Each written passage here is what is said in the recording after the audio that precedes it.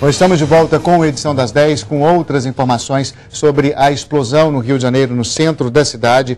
A SEG, que é a companhia de abastecimento de gás, informou agora há pouco que desde 1961 não fornece gás canalizado para o prédio onde aconteceu a explosão. Claro, Lair, que a suspeita até agora é de vazamento de gás, havia suspeita de que era vazamento de tubulação, então pode ser, diante dessa informação, que o vazamento tenha sido de botijão de gás mesmo. É uma hipótese que só a perícia vai depois deixar isso bastante claro para a gente. Vamos voltar com a repórter Aline Prado, que está na Praça Tiradentes, tem outras informações ao vivo de lá.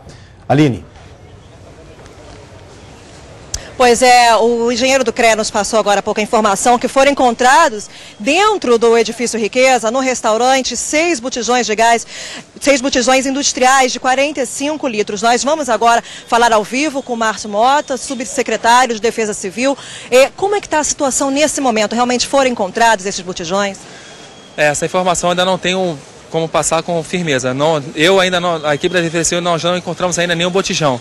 A causa provável deverá ser mesmo o botijão de gás engarrafado e não é canalizado. Esse prédio não é assistido por gás canalizado, segundo informações passadas pela SEG. O fornecimento de gás canalizado está interrompido aqui na frente, para que a gente possa trabalhar com segurança. Não temos a confirmação se o que causou a explosão foram esses cilindros de gás, de 45. Por isso toda essa preocupação. E por isso também a interdição do prédio, de toda essa redondeza, do hotel ao lado e da outra edificação aqui à minha esquerda. Nós sabemos que foi uma fatalidade esse acidente, inclusive, mas se os funcionários do restaurante tivessem tido um treinamento como lidar, ou então tivessem sensores dentro do restaurante para detectar vazamento de gás, poderia ter sido evitado um acidente dessa proporção? Se o gás é engarrafado, é facilmente notado o vazamento. É adicionada uma substância dentro desse gás, que é a mercaptana, que é um cheiro de um ovo podre, mais ou menos assim, e que é facilmente notado se está começando a haver vazamento. Tudo bem que ontem foi feriado nacional, as lojas não devem ter funcionado, mas ele já deveria estar com sinais de vazamento já de algum tempo. Estamos avaliando, investigando essas informações para que a gente tenha maior certeza do que causou. Porém, se tiver qualquer vazamento de gás, qualquer indício de cheiro de vazamento de gás, as pessoas devem evitar. É proibido, não acendam nenhuma luz, não produzam nenhuma fonte, não acenda cigarro, não faça nada disso.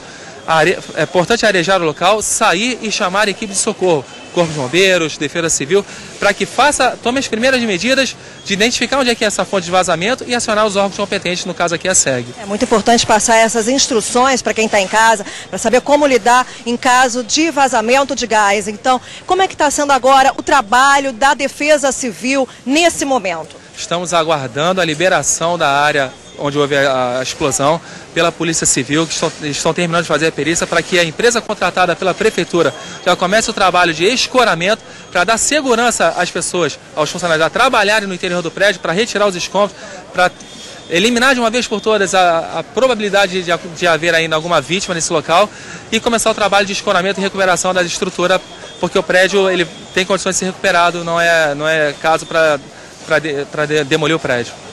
Ainda não está descartado, então, a possibilidade de terem outras vítimas dentro do edifício? Tem informes de que ainda há uma pessoa no local.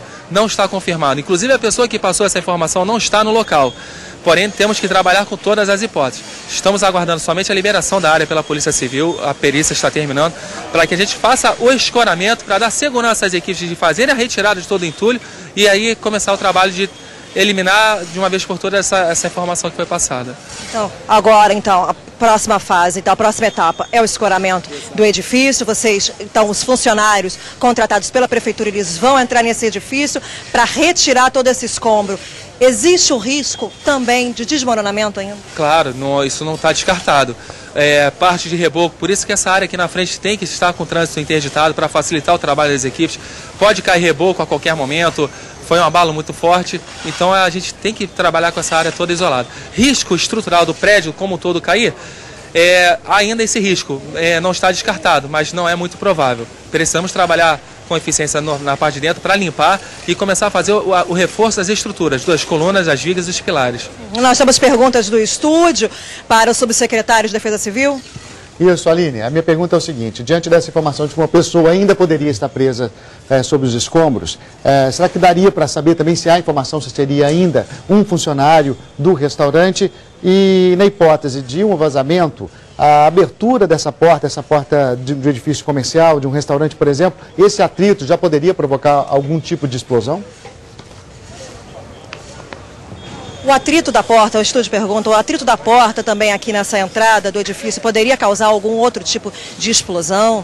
Claro, qualquer fonte ígnea, qualquer centelha é suficiente para causar uma detonação, sem dúvida nenhuma.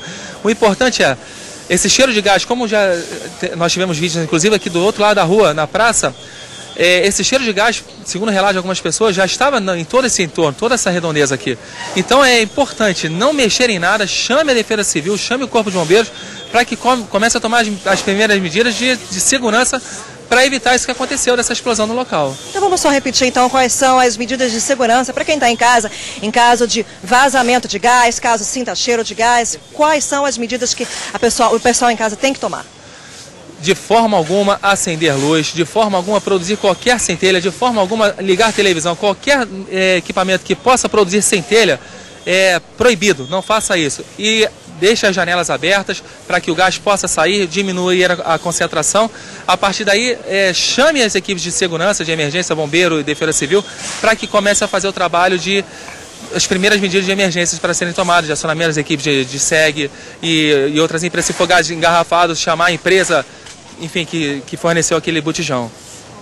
E quer dizer, essa aqui foi uma tragédia que poderia ter sido evitada? Sem dúvida nenhuma. Toda tragédia oriunda de gás engarrafado, ela com certeza pode ser evitada. Os cilindros, eles têm que ser comprados, não podem ser comprados em depósitos clandestinos, tem que ser em empresa contratada, registrada, para evitar esse tipo de problema. Essas válvulas do cilindro onde você vai colocar o clique, elas podem estar mal aplicadas, mal colocadas, e aí ela começa a produzir um pequeno vazamento e suficiente para ser confinado durante um dia inteiro e produzir uma atmosfera que é boa para uma explosão. E, enfim, tem que evitar todo esse problema. Todas essas precauções são importantes serem tomadas. Olha, Márcio Mota, subsecretário de Defesa Civil, ele está ouvindo, Aline, caso vocês queiram fazer mais alguma pergunta do estúdio. Eu tenho sim, Aline. Eu tenho uma dúvida que é a seguinte. Depois de terminada a perícia, feita agora pelos homens da Polícia Civil, começará essa etapa da Defesa Civil, não é, subsecretário? E aí eu imagino que o protocolo seja esse, uma vistoria andar por andar. Enquanto esse trabalho dos senhores não terminar, esses prédios vizinhos permanecem interditados também? Bom, perfeito. Só estamos aguardando o término da liberação da área pela Polícia Civil. Todos os andares, a equipe da Defesa Civil, com a própria Polícia Civil, nós já percorremos todos os andares, não somente desse prédio que houve a explosão, como também do prédio do hotel. O prédio do hotel, em alguns momentos, nós deveremos liberá-lo com restrições para acesso de algumas pessoas. Agora, o prédio, nós precisamos fazer essa contenção, essa sustentação para que dê segurança às equipes que vão começar a trabalhar para retirar os destroços e começar a fazer a parte de reforço da estrutura para que a edificação não corra um risco de colapso total. Até porque se houver um desmoronamento no edifício Riqueza, que foi onde ocorreu a explosão, os outros prédios, porque são prédios, edificações que são coladas, corre o risco de também vir abaixo caso haja uma destruição do edifício Riqueza? Sem dúvida nenhuma. Qualquer abalo que aconteça, qualquer pequeno abalo que aconteça nesse prédio onde houve a explosão, ele vai propagar para os outros prédios que estão colados a essa edificação. Então é importante que o local, após ser liberado, que comece logo as primeiras medidas de sustentação dele e de reforço estrutural. Ok, mais alguma pergunta do estúdio? Subsecretário, o senhor falava agora mesmo talvez de uma possibilidade de um vazamento pequeno, né, que vai se acumulando ao longo do dia e que às vezes passa despercebido. Eu queria saber como é que isso pode acontecer, como é que a gente pode perceber, por exemplo, até mesmo um cliente que estiver num local assim, se esse cheiro específico é suficiente para identificar um vazamento se ele é tão pequeno, né? Porque muito provavelmente então o que pode ter acontecido é que esse vazamento se acumulou porque ficou fechado e no dia a dia ele não se acumulava por causa da circulação normal, das portas abertas, das janelas abertas. Então é possível prevenir esse tipo de acidente com vazamento tão pequeno, tão sutil? Como é que a gente pode perceber isso no dia a dia, até mesmo na casa da gente? Exatamente. Nas casas em que o gás ainda é de botijão, não é gás canalizado, o odor é muito mais forte. Como eu falei no início, é adicionada uma substância no gás, que é chamada mercaptana, em que o odor é muito forte. Esse é facilmente percebido. O gás canalizado já não produz tanto odor. Há ainda um certo odor, mas é um pouquinho mais difícil de detectar. Mas a qualquer indício de um cheiro diferente do oxigênio que nós respiramos, é importante suspeitar que possa ser gás. Acione a emergência para poder avaliar e verificar com explosivos, com equipamentos, para verificar se há indícios de explosão naquela área. Então, qualquer odor diferente do oxigênio que nós respiramos, é importante acionar as equipes de emergência para irem até o local e ter certeza do que se trata. E há como fazer esse controle desses restaurantes? Há algum controle desses restaurantes que usam botijões de gás, como parece ter sido o caso desse restaurante no centro do Rio? Não, com certeza. Aqui no Rio de Janeiro, o Corpo de Bombeiros, ele concede a liberação para esses estabelecimentos através do Código de Segurança contra Incêndio e Pânico, e toda edificação é vistoriada. Se ela trabalha com botijão de gás, ela recebe um tipo de orientação. O comerciante é orientado por trabalhar com botijão de gás. Se ele trabalha com gás canalizado da SEG, ele é orientado com as mesmas orientações, porém com outras informações adicionais para que ele tome o cuidado para conter esse vazamento de gás.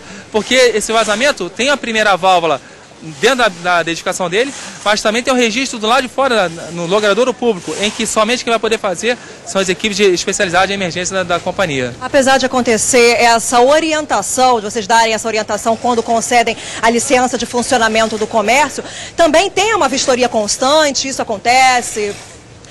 Não, é de praxe que quando ocorre uma demanda, uma solicitação, é feita toda uma averiguação do local.